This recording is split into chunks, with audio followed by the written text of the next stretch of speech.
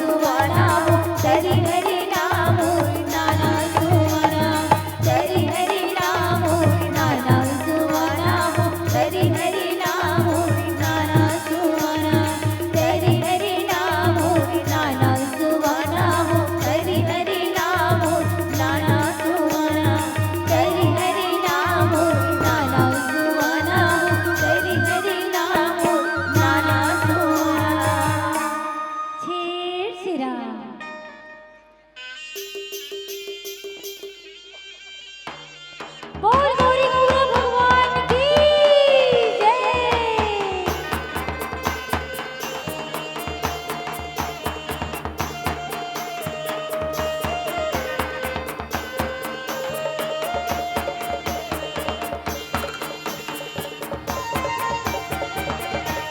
उठो उठो बहिनी मोर अगला बटोरा वो अगला बटोरा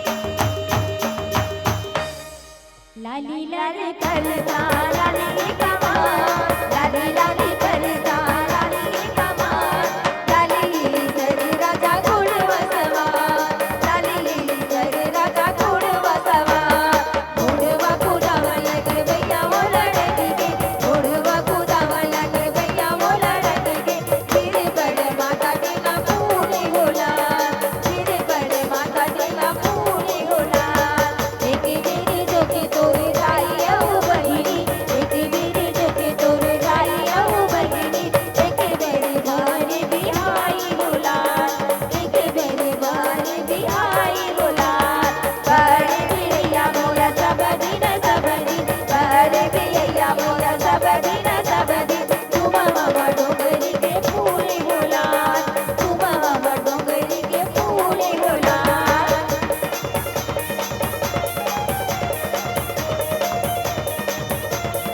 बोल गौरी गुरु भगवान की जय, बोल ठाकुर देवता की जय, बोल तारा देवता की जय। गौरा सूते मोर गौरी सूते वो सगर गाई, गौरा सूते मोर गौरी सूते वो सगर गाई, बाजा सूते वो बजैया सूते वो जगैया लो, बाजा सूते वो बजैया सूते वो जगैया लो, चंदा सूते वो चंदनी सूते वो जवैया लो, चंदा सूते वो चंदनी सूते वो जवैया लो।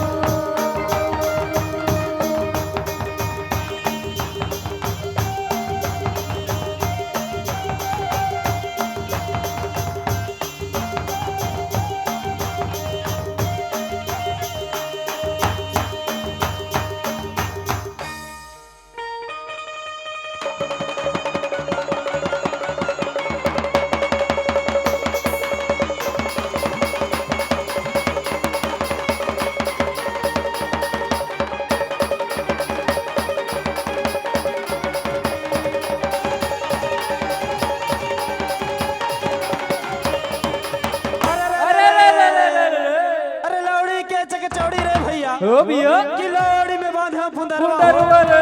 अरे गोवर्धन खुंदा पर जात हो कि माता पिता के दुलरवा दुलरवा रे।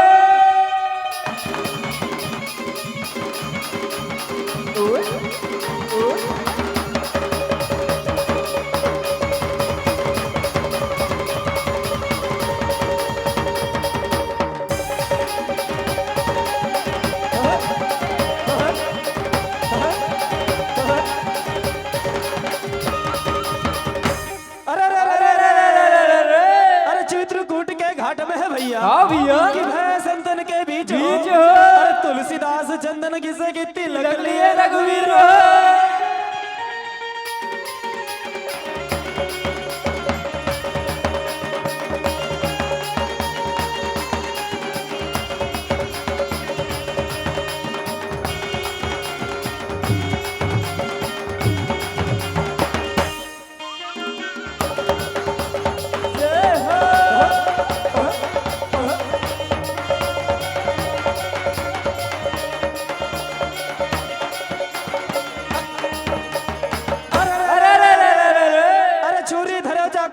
भैया हाँ भैया कि औ धरो तलवार जी। तलवार हो अरे चूरी धरो चाकू धरो रे भैया हाँ भैया औ धरो तलवार हो तलवार हो। अरे सबके डौ की लुगरा पहने की मोर डौ की सलवार सलवार हो